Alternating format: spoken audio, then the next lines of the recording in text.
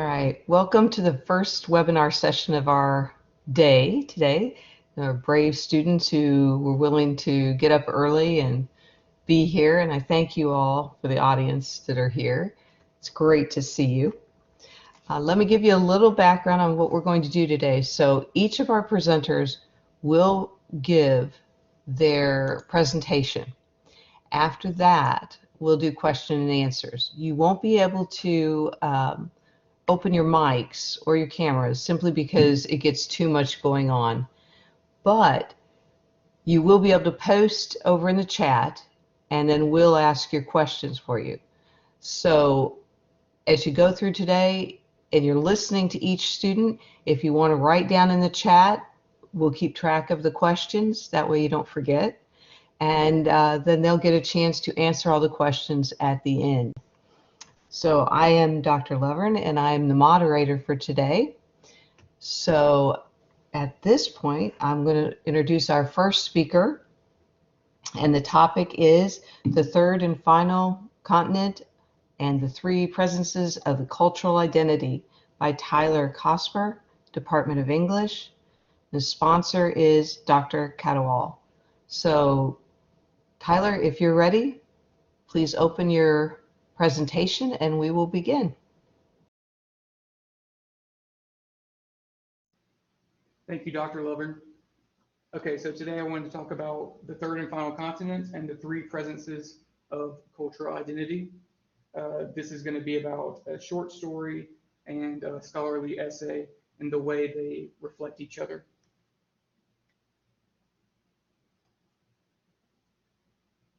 So, Cultural Identity and Diaspora is an essay written by Stuart Hall. This was published back in 1996, in which he theorizes about the concepts of cultural identity and representation. In the essay, Hall discusses the ideas of the three presences of cultural identity: presence African, presence European, and presence American. And you might be wondering why this says presence African, presence European, instead of the African presence or the European presence. And that's because these ideas were kind of borrowed from these two French-speaking philosophers, Aimé Césaire and Leopold Senghor. And I think he kind of kept that naming convention to pay respect to their original ideas. His essay also discusses the idea of cultural representation across media such as films and how difficult it is to really capture everyone's individual experience. If you try to focus on one person's individual story, that's good, but you're not going to be speaking to a wide range of experiences. And if you focus on too wide of an experience, then people feel like certain things are left out. So basically,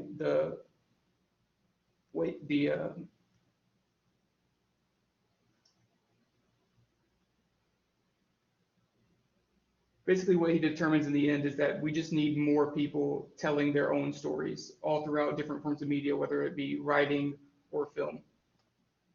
And the third and final continent is a short story written by Jhumpa Lahiri. This was published back in 1999, detailing the life of an unnamed narrator who travels from India, his birthplace, to England and finally to the United States over the course of his life. The unnamed narrator's journey through his various environments is reflective of this essay, Cultural Identity and Diaspora, and the three presences concept within. Examining the work through this lens sheds light on the methods which allow the narrator, who goes unnamed throughout the entire story, to navigate life as an immigrant without losing his identity.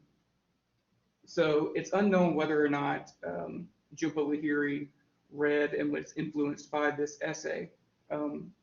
The timeline does make sense. Her book was published in 1999. The essay was published in 96. So it's around the same time.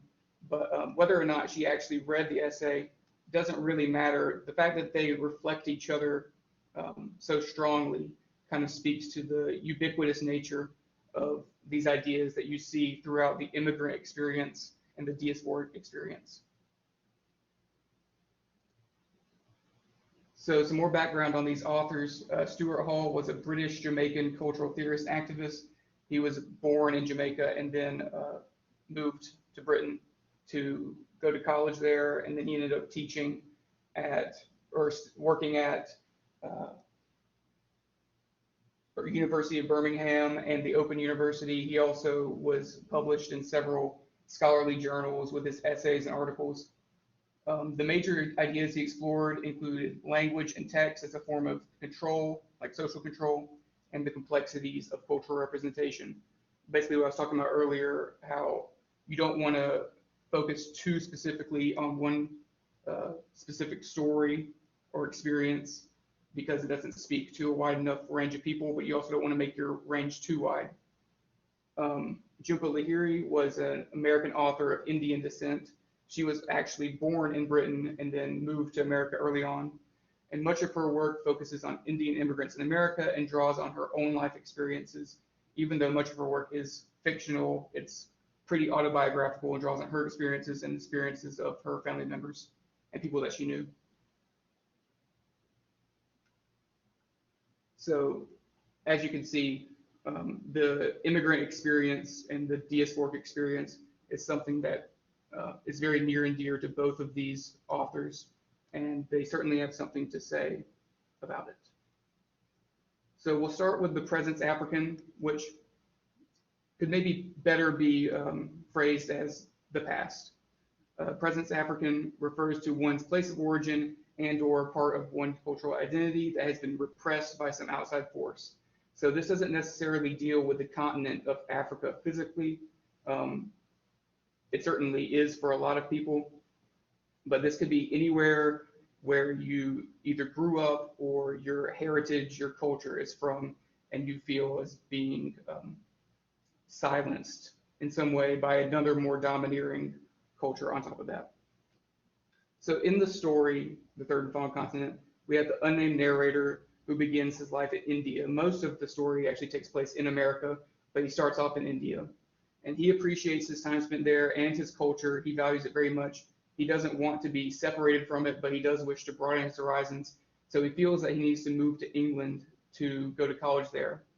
While he's in college there, he surrounds himself with fellow Indian classmates, and they all live together, and they still cherish their Indian identity while in England.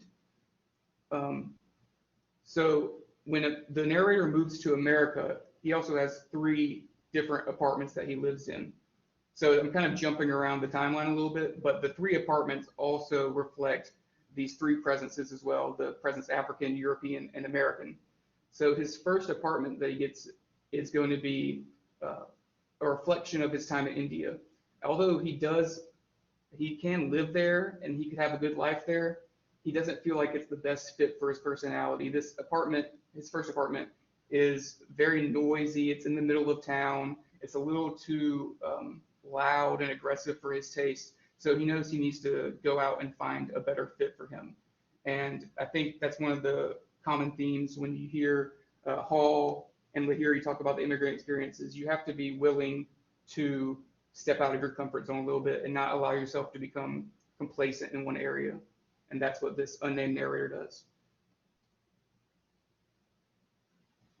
So the presence European, which we can also phrase as just the present, your present state, your present culture that you're a part of.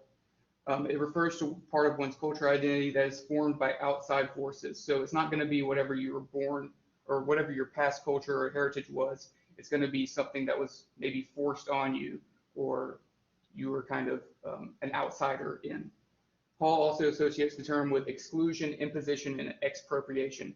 Obviously, these are all negative ideas, but what's important is he stresses that you shouldn't feel that you are excluded from this culture, because if you feel that you're outside of it, then you're not telling your full story, so to speak.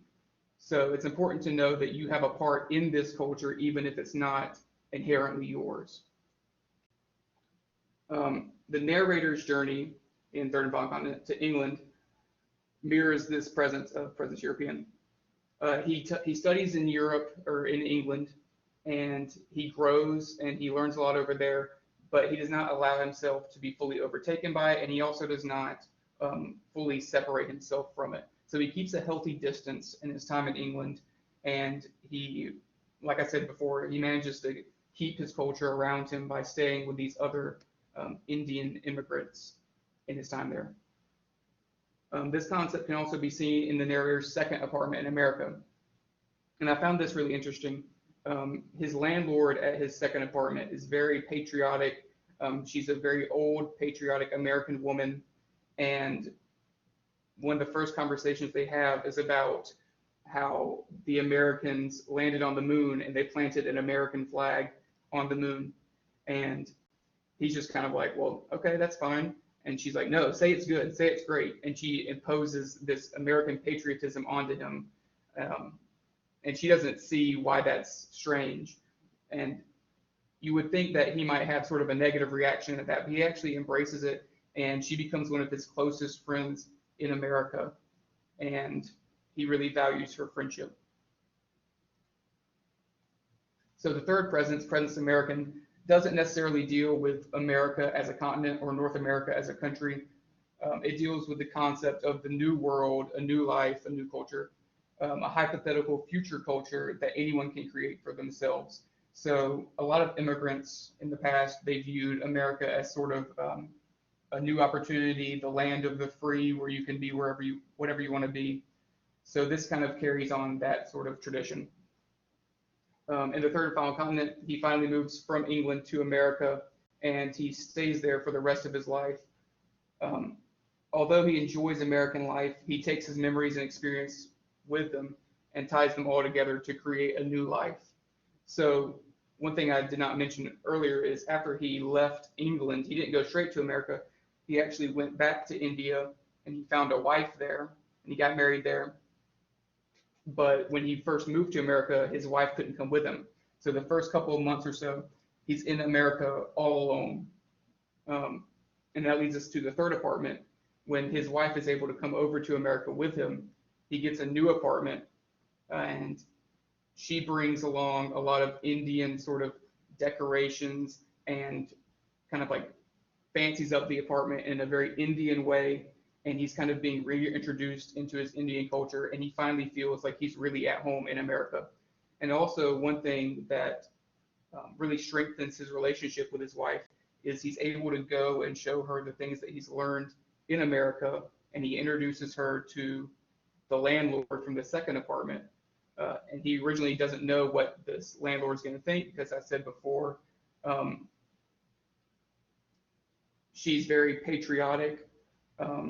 And very American, and he thinks she might have a negative reaction to his wife, but she actually has a very positive reaction. So the story takes a very optimistic view on the immigrant experience and America in general.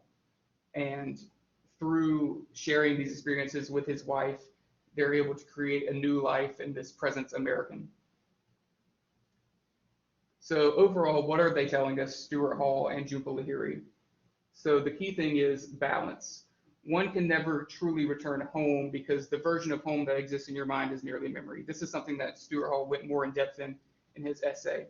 He says that a lot of people really idealize this concept of home, specifically maybe Africa, or in this narrator's instance, India. But it's important to not overly idealize or heroicize this part, because no matter how much you build it up in your mind, it's never going to be quite the same. Everything's influenced by something else. So even if you were going to go back home, it would still be different, and you would be different because of your experiences. However, you don't want to lose your connection to your past entirely. So you do want to remember the traditions and your family and your lineage and take that on your journey with you. The second thing is, don't allow yourself to succumb to an us versus them mentality. As Hall puts it in his essay, we are often tempted to locate power as wholly external to us.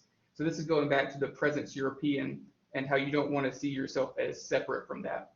Even though it is important to realize, there are problems with colonization and certain cultures domineering over other cultures, you don't want to completely remove yourself from that part of your life, because that part of your life shaped you and molded you into who you are today, even if it wasn't a wholly positive experience.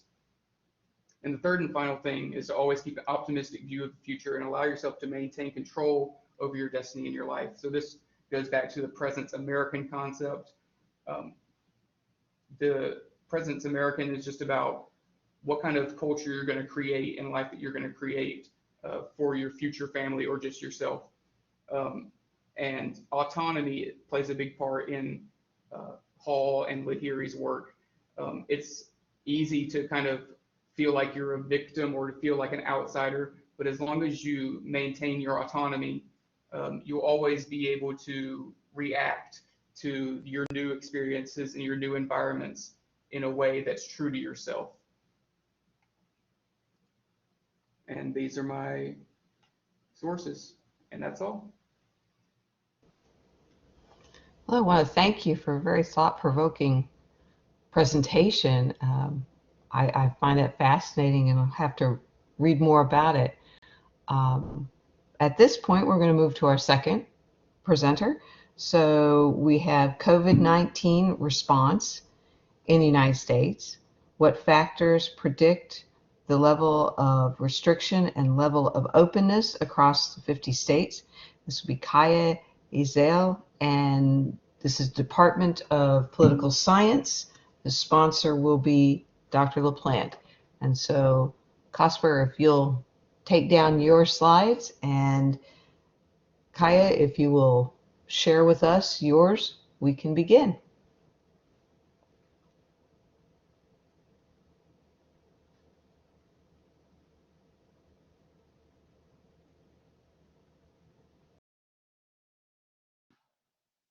Hi, everyone. Like Dr. Laverne said, my presentation will be over COVID-19 response in the United States. My research question was, what factors predict the level of restriction and levels of openness across the 50 states? After reviewing various studies, the main principles that guide possible factors of COVID-19 response are ideologies informed by variance in region and voting pattern, increased poverty levels coupled with health assistance in densely populated areas, vulnerable populations such as large elderly populations and minority populations, and lastly, vulnerable industries, most notably the tourism industry. So now I would like to kind of dig a little deeper into each of these and highlight the main conclusions of these studies and ideas. In regards to partisanship studies, the common trend is for Republican states to be slower to respond to the pandemic and responding to the pandemic with less intensity than their Democratic counterparts. And further, there's an overall movement towards politicization of health-related policy.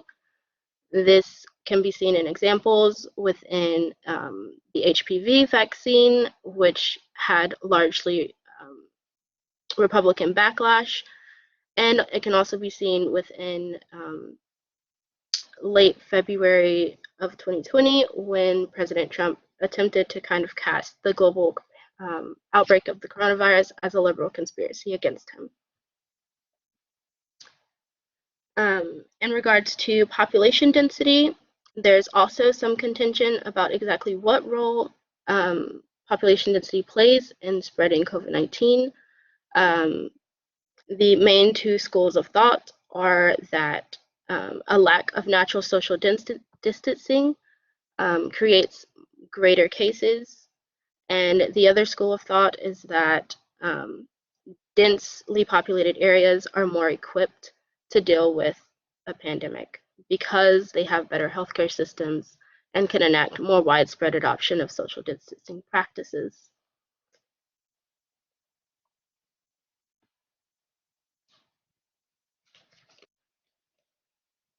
The possible predictor of vulnerable populations is informed by the learned consequences of the Spanish flu, which often contended that the most vulnerable to the disease should be prioritized, and the current vulnerable populations of COVID-19 are those aged 65 and over, minority populations, most notably African Americans and Hispanic populations, low-income individuals, all of whom are also highly unlikely to be, or highly likely to be uninsured or underinsured, and should thus be prioritized within COVID-19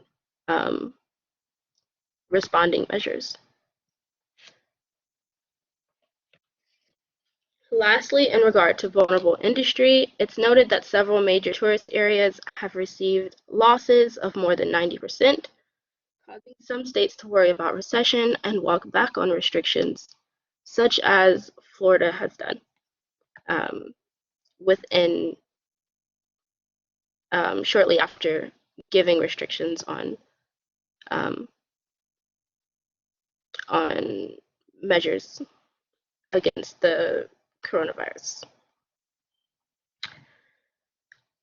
So,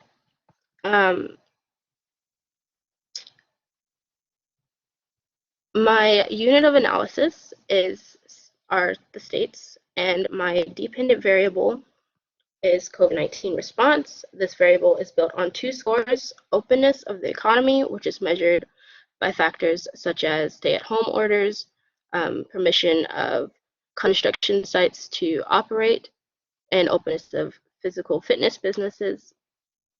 And it is scored from 0 to 100, with 100 having the highest amount of openness. The secondary score is state restriction, which is measured by factors such as public mask mandates, large gathering restrictions, and presence of mandated contact tracing programs, among others, as noted here. Its score is from 0 to 100, with 100 having the lowest amount of restrictions.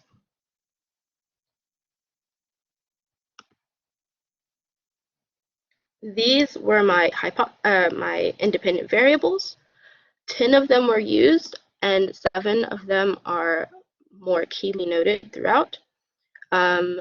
The independent variables were region, percentage tourism GDP, population density, total number of COVID cases within a state, per capita healthcare spending, per capita income, percent of 65 plus population, along with African American population, Hispanic population, and percent of the 2016 Trump vote. These were my hypotheses. I won't spend much time on them currently. When I review my findings, I'll go over at least the ones that were supported, and questions can be asked about those that were not. This table shows the minimum and maximum, the means and standard deviations of each of the variables. The minimum and maximums to direct your attention to at the moment, however, are the dependent variable scores. For COVID restrictions, we have Hawaii as the most restrictive at 17.92, and we have South Dakota as the least restrictive at 83.93. For state openness of economy, we have Mexico as the least open, and we have Alaska, Florida, and South Dakota tied for the most open. The secondary table shows the correlation analysis for each variable. Those variables with the strongest relationship to the scores were percent Trump vote of 2016 and population density alongside percent Hispanic and percent per capita health expenditure.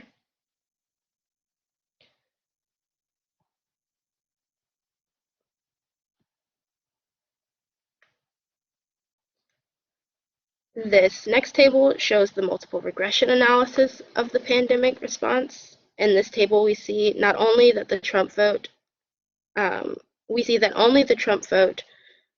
per capita health expenditure and per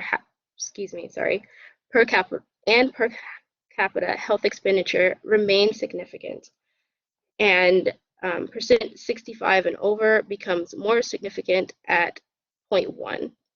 Regardless, these 7 variables explain just over 50% of the variation in both of these scores.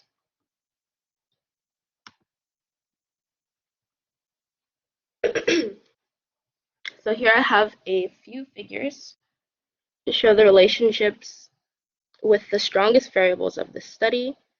This first one is a bivariate regression analysis that shows the positive correlation between the Trump vote and the openness score, which demonstrates that as the Trump votes increase within a state, the openness also increases extensively.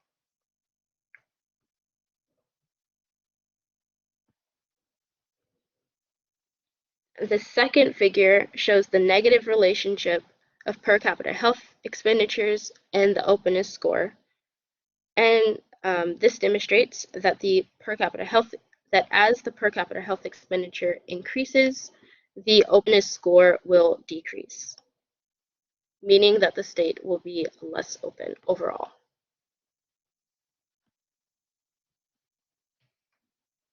The last figure I wanted to show was a box plot of regional variation. Here we see that northeastern and western regions have much higher rates of restriction with an average below 40. So northeast and west, both of these regions are far more restrictive than their north central and southern counterparts. While in regards to openness, northeastern and western regions have much lower mean scores than the north central and southern. It's still over halfway open at 66 as a score for both the northeast and the western regions. And in terms of the north central and southern regions, both of these regions are even higher than that.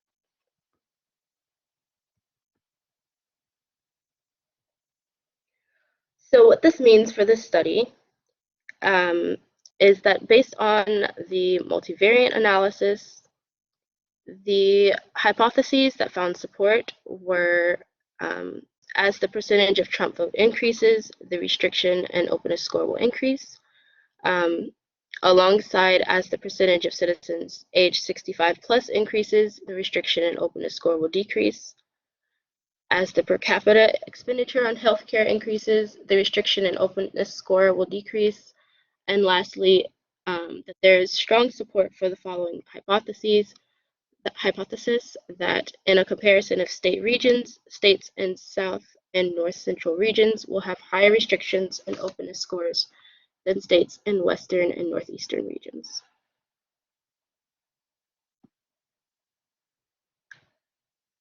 In regards to application, this study doesn't find conclusive evidence in regard to minority populations being prioritized and being a deciding factor in response to the pandemic. However, in regard to population density, in regards to population density, this study demonstrated some correlation as suggested by Medhi's study. However, a lack of consistency means that there still needs to be additional controls put forth by the Hopkins study. And in terms of the per capita health expenditure variable, it did prove to be statistically significant, and future studies should explore the use of additional controls. However, regardless, the study does show that states that put money towards their citizens' health are more likely to respond more vigorously to the pandemic.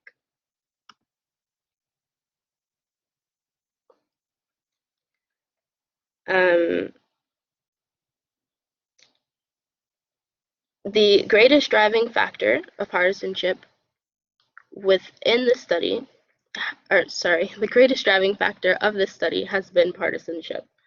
And this has been seen in both the Trump vote and the regional analysis. Partisanship is seen in the Trump vote as this variable consistently maintained the strongest relationship with lax response, and it's seen in the regional analysis as Democratic-leaning Western and Northeastern regions showed stronger response to the pandemic than their Republican counterparts in the North Central and Southern regions.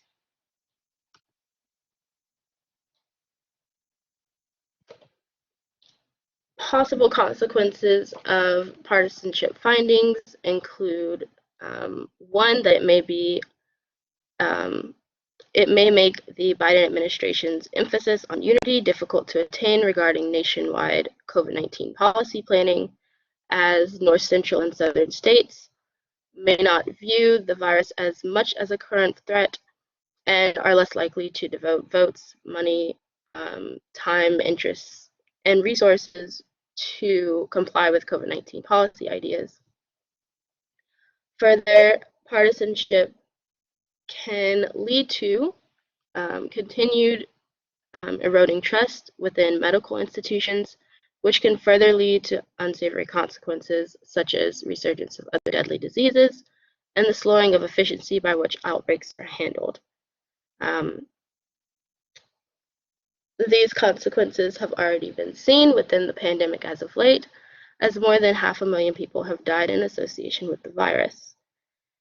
And so that leads to the concluding thought, which is that as tempting as it may be to only view medical and healthcare policy as another means of partisanship manipulation, it is imperative that policymakers recognize the damage that corrupting this institution can bring. Thank you. Thank you, Kiya. That's fascinating research and very timely, if a bit concerning. At this point, we will move on to how being one in a million leads to depression. Imani Sawyer from the Department of Sociology, Anthropology, and Criminal Justice will be presenting, and the sponsor is Dr. Logan. So if we can change slides, and Kiya, bring yours down, and Imani, share yours.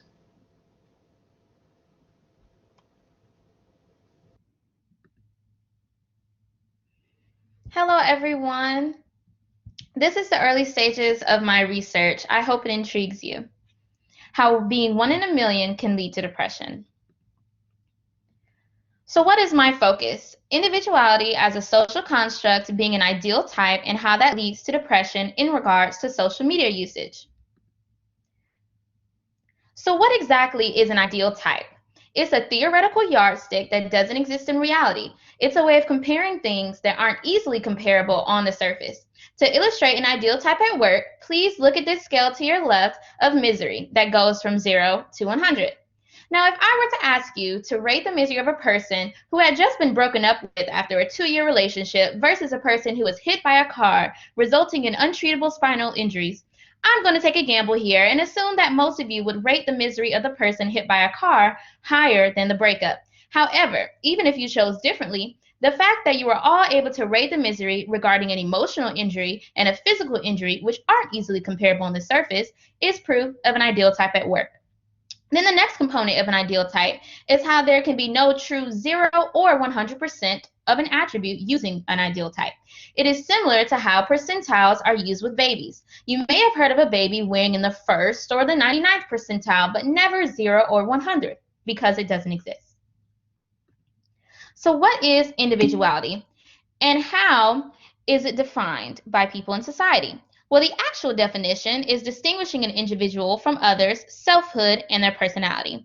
And how people tend to define it is usually using their self-concept. Now, what exactly is a self-concept? It is the idea of ourselves we have self-constructed from the beliefs we hold and the response from others. Your self-concept is something that develops and refines as you age.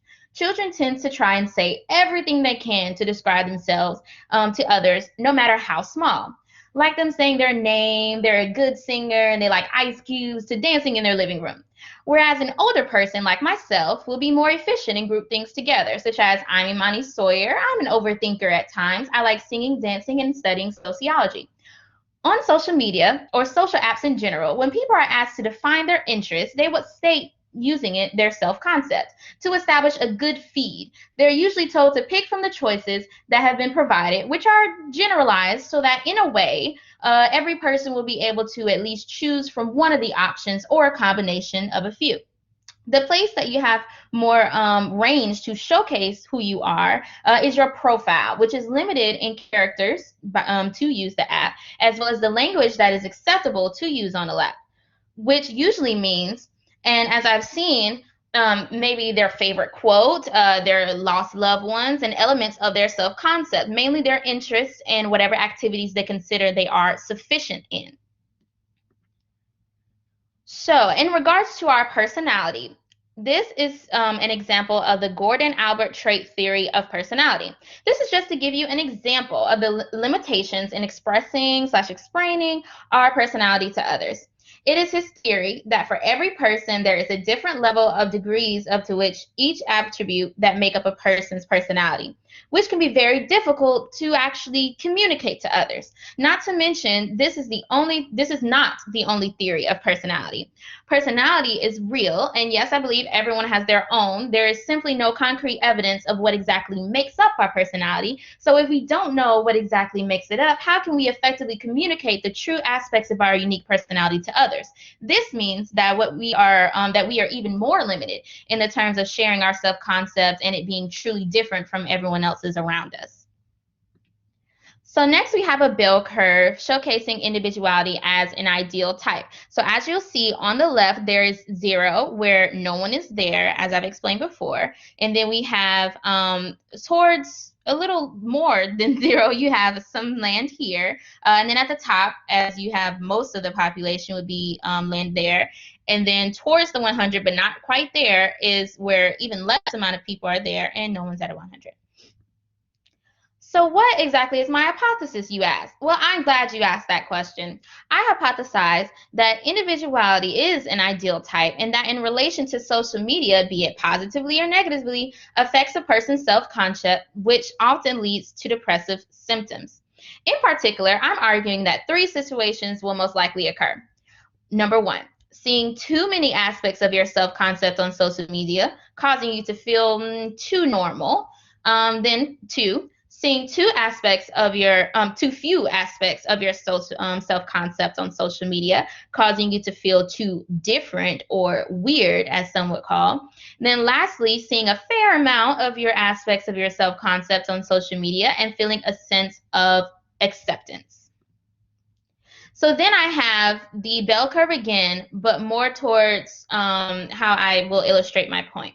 So I place my theory onto the individuality ideal type bell curve. And here you have weird in the negative context of the word, or being seen as too different, where a decent amount of people tend to be categorized on social media.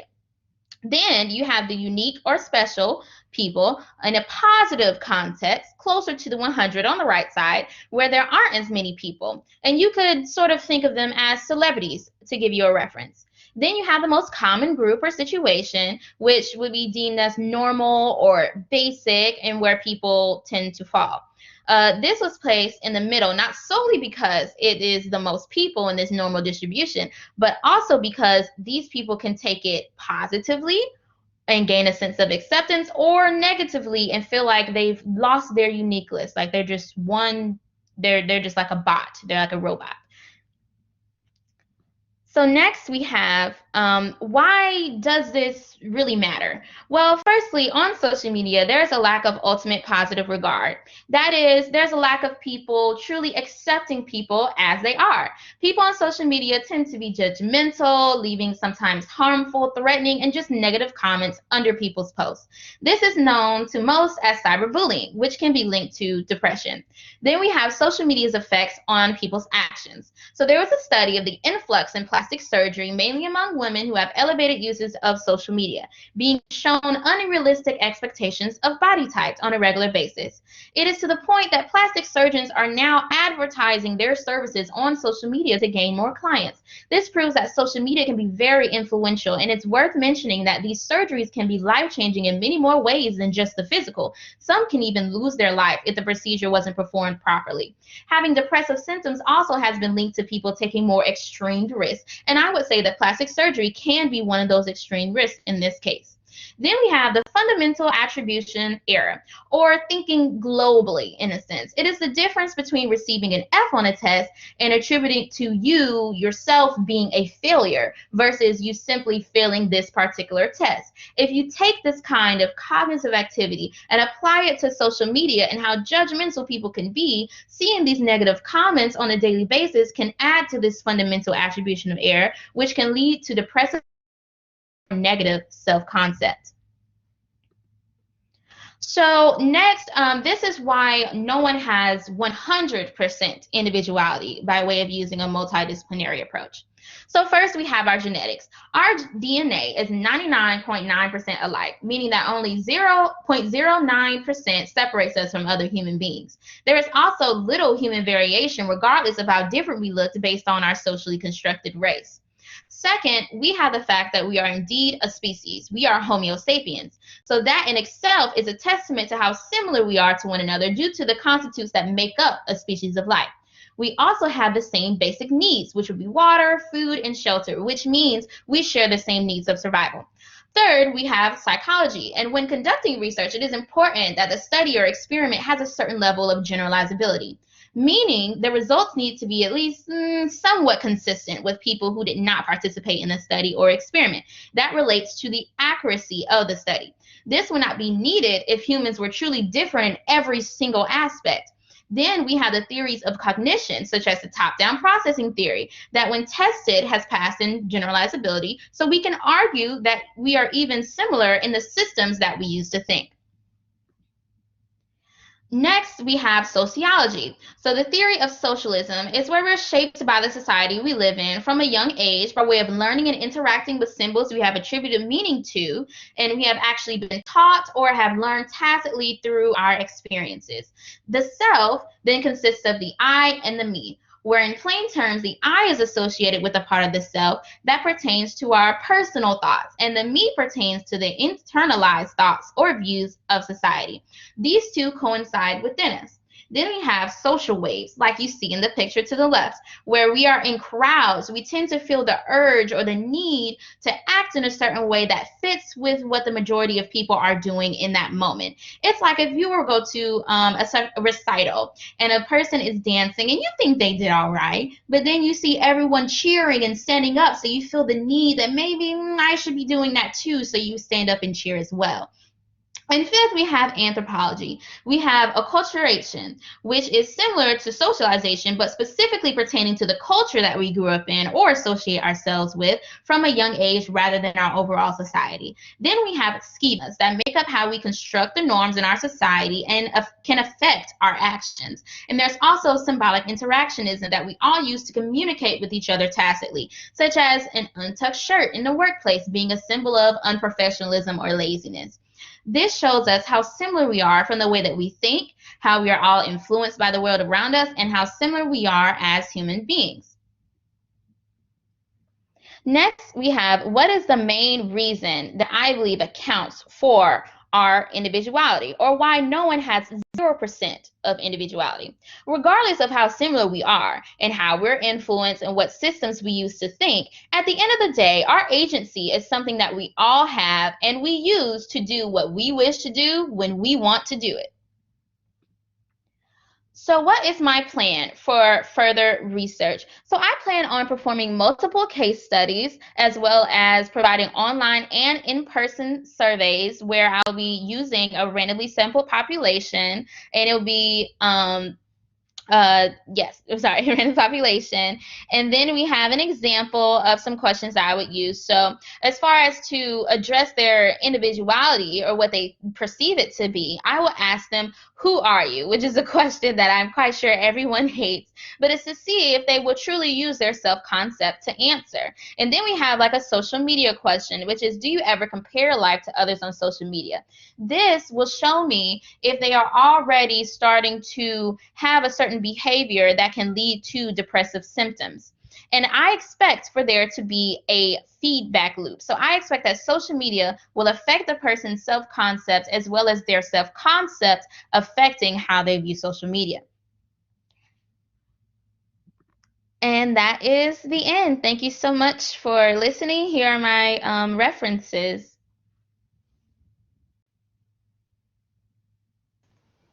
Well, thank you for that presentation. There's a lot of questions I'm sure that are going to come up with for that.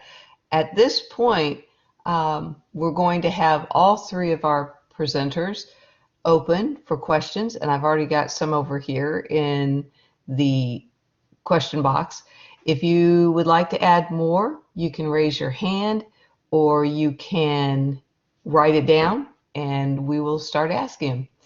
I'm going to start with the first one that got brought into our chat box, and that is for Cosper, and this is from Tom. So when I read this story, I read it as part of Interpreter of Maladies. Do you see these presences occurring in the stories in that collection or elsewhere? Yes, so Cosper, what do you think? I also read this as a group of short stories in Interpreter of Maladies. And if you remember the story Mrs. Sins is about a young boy who his sort of nanny, I guess, or someone who looks after him in the afternoons. Her name's Mrs. Sin, and she's from India, actually, and she had moved over to America. And when I was talking about the concept of idealizing your presence African or your place of origin, your culture of origin, this is something that the character Mrs. Sin does a lot. She really idealizes India. She really misses India. She will not allow herself to become Americanized in any way, and that actually raises a lot of problems in her life. So that's sort of an opposite example of what happens in the story, The Third and Final Continent, where you have this narrator who's very open to new experiences, but also his keeping in line with his old culture as well. She just completely idealizes her old culture, and it keeps her from progressing in her life in a lot of ways.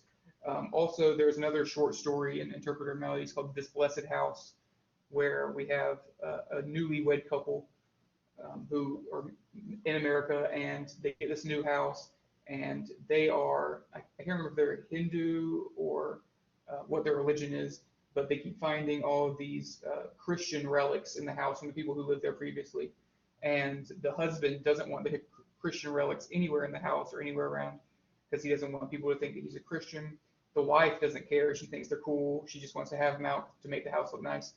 And eventually, the husband kind of lowers his guards and sort of starts to accept these facets of this other culture and realizes that you don't have to fully embrace another culture, another way of living, and it doesn't have to erase your past.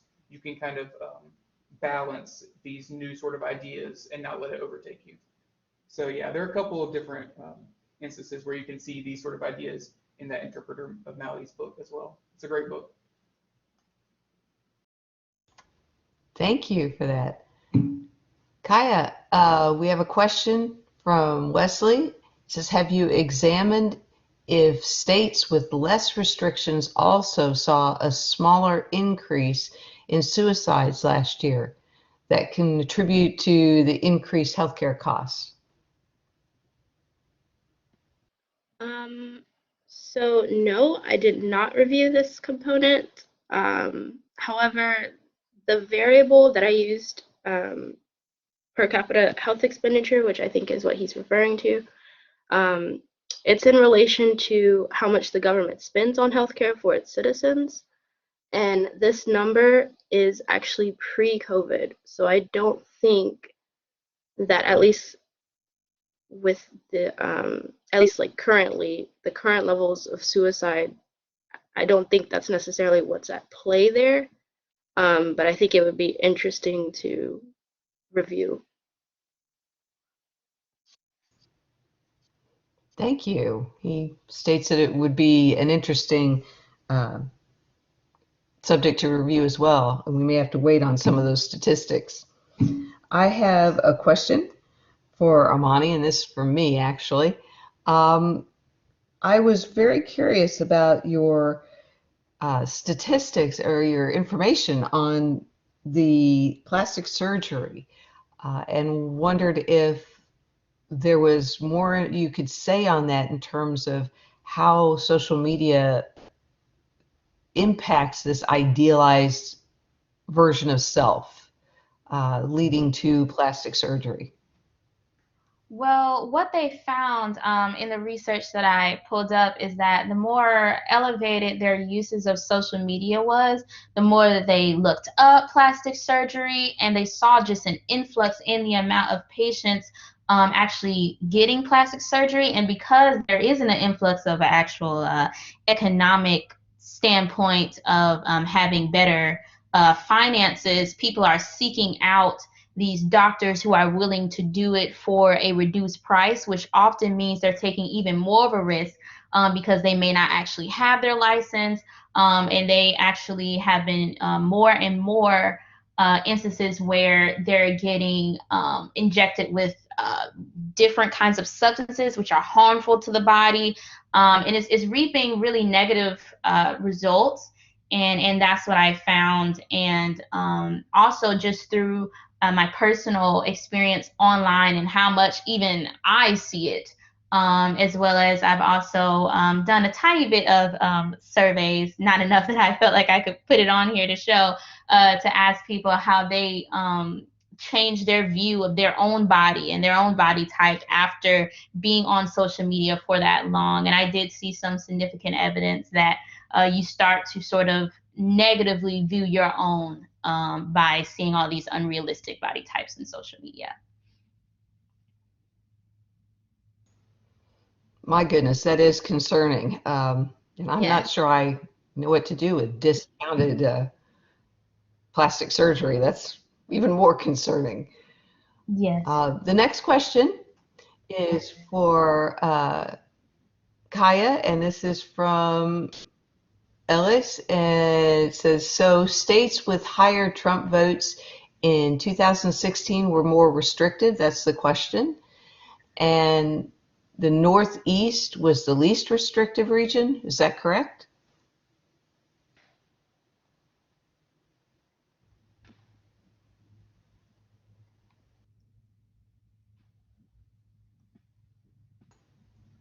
Kiya, are you still there?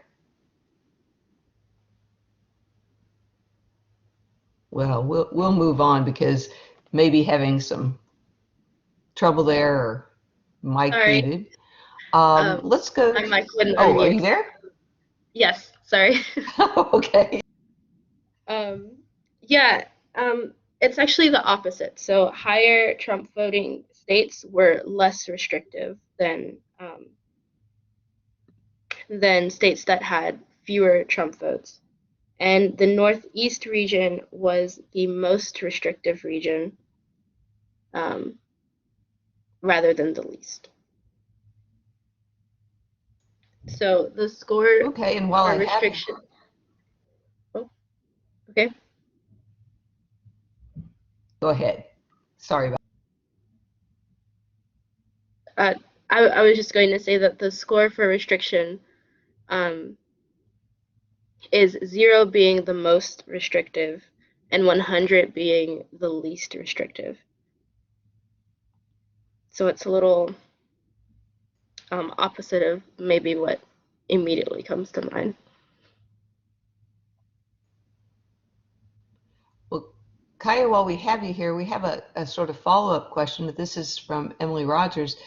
What surprised you the most about the conclusions you reached?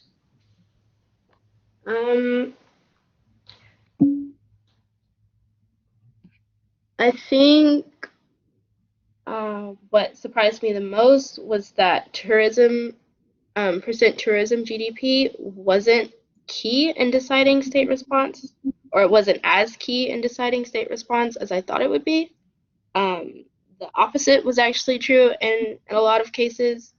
Like Hawaii, for example, had 10% of its GDP coming from tourism, and it was actually the most restrictive of any of the states.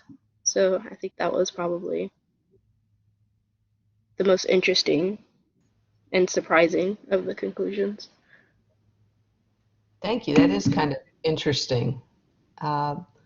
Imani, a question for you. This is from Danielle and Jesse. We both spend a lot of time on TikTok and are interested to see if you have done any research in this particular social media platform, and if so, have you found it to be similar to other platforms or unique in any ways? I personally have not done research on that app specifically. It is something that I plan to do. However, I have, just being on it myself, because I'm also on it, have noticed something different from TikTok than other social media platforms, in that it's more encouraged, even more so than Facebook or Instagram, that you contribute to these trends that people have created. And it's amazing how everyone tends to do these trends, but then they try to get sort of obsessed with, okay, how can I make it a little bit different? How can I make it like me, like me, like me?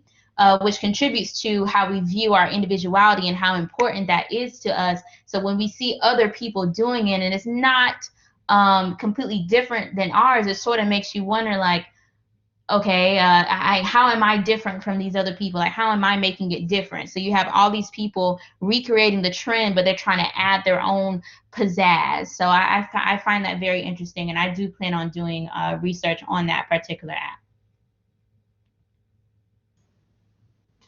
Thank you for that. I have a question for Tyler. Tyler, as I was listening to your presentation, I wondered what your thoughts were on individuals' narratives. I mean, you talk about that and the importance of not being too broad or too narrow on your narratives. How do you think we can get students to focus more on their narrative? Well, that's something that Hall really discussed in his essay.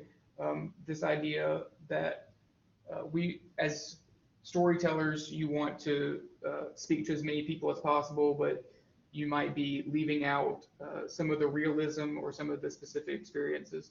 Um, Basically, the conclusion he came to was that we really just need to put, or to have everyone telling their own stories as much as possible. So as far as students, if you're looking at a creative writing class or something like that, really just empowering them to be able to tell their own stories, and not to be overly concerned with maybe relating to as many people as possible, and to realize that the real power is literally just telling their truth or their version of the truth. Um, and I think when it becomes an issue of like you're trying to write a book or you're trying to write a screenplay or a script, you're thinking about money, or you're thinking about how is this going to sell, or how is this going to sell to an audience. Um, and as an individual, especially as a student, you're kind of granted this opportunity to not have to worry about those kind of things when you're writing, at least not from the jump. So your time in college is kind of a great opportunity for you to look at your own story and to tell as many sides of it as possible. And then maybe in the future, after you've kind of worked through these ideas, then maybe you can kind of refine them and possibly tell your story to a wider audience. That's wonderful. Do you have any suggestions on how to help the students who are maybe reluctant? Because a lot of students don't want to really open up, and I understand that. But it seems like if we could get them to understand their own qualities, that might help them in the progression of their education. What do you think? Well, I think when it comes to being reluctant to open up, I think if you maybe don't phrase it as this necessarily has to be autobiographical, I know for me personally, I'd be much more willing to, tell certain things about myself if I could kind of hide behind the idea that this is fictional, this isn't necessarily true, and then you can kind of put the idea out that way. So when you're maybe, if you're a teacher or you're a student and you're in the opportunity where you're writing about something, if you don't want to necessarily make it about yourself, you can kind of change some of the details around. And if you're a teacher, maybe if you're giving um, a sort of assignment where someone's supposed to talk about something autobiographical, maybe kind of present the option for a student to come to you and say, okay, well, what if I didn't do something that was literally 100% autobiographical? And then maybe kind of giving that sort of cloak to allow themselves some sort of protection. Maybe that could kind of make them more comfortable in telling their story. Thank you. That's very helpful, actually, and I will take your advice on that. We have a question for Kiya, and this is from Dr. LaPlante. It says, a great answer to Logan's very insightful question. What if Trump had not been president during the pandemic? Would we have seen less polarization over masks and lockdowns, or do you think this was an inevitable at the state level given our hyperpolarization in the American politics?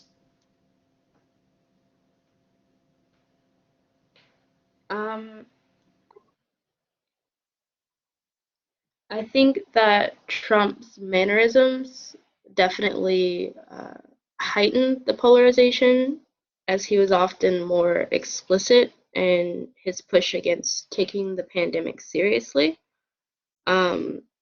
However, I still think it would have been fairly polarizing, or at least there still would have been polarization like over masks and things of that nature. Just as other healthcare or medical issues have been polarizing, such as like anti-vax movements, or healthcare policies in general. Both of those things are typically split down partisan lines as well. So I don't think it would have made too much of a difference.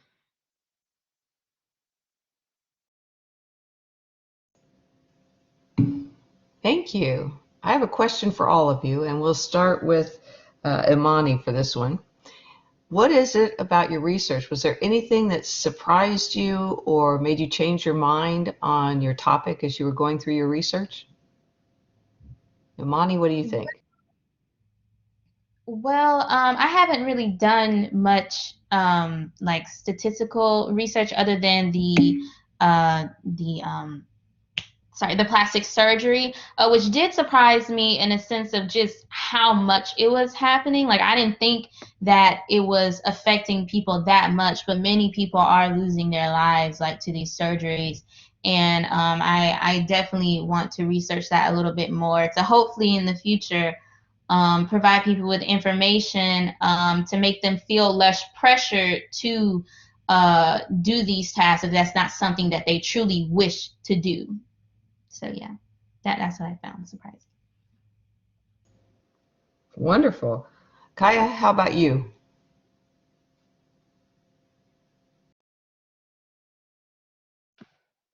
I think just a secondary thing that I found surprising was just overall how polarized or how partisan a lot of our policy making, or at least our policy decisions, have become.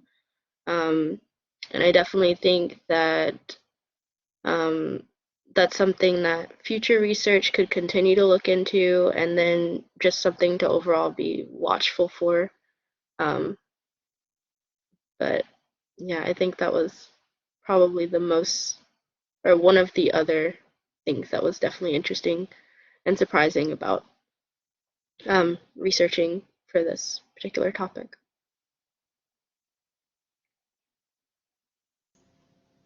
Well, thank you. Tyler, how about you? So specifically in Hall's essay, one thing I found really interesting and surprising was if you look at the presence African and the presence European concepts that he talks about, or as I phrase them as like the past and the present sort of areas of your culture, he wasn't completely positive in his framing of the presence African, and he wasn't completely negative in his framing of the presence European. As one might think, it's important, obviously, to remember your heritage and your culture and your traditions, but the way he framed it was, you know, you can't have too much of one thing. And that was really surprising because I feel like a lot of times when we talk about culture and we talk about the idea of like colonization, it's very easy to sort of paint it in a negative light, which maybe it should be in a lot of instances. But the fact that he's studied this so much and he still comes out with this sort of optimistic outlook on, you know, your culture, and not just looking at one aspect and looking at the whole and realizing that the whole is important. And like I said, Jhumpa Lahiri's work reflects the same thing, and they're just both very optimistic about the immigrant experience, the diasporic experience, and in America especially, which was very surprising to me that they would be so positive. But I mean, maybe I shouldn't be so surprised. Maybe it makes a lot of sense, and that's their experience. So yeah, I just thought it was interesting. Well, thank you. That was wonderful.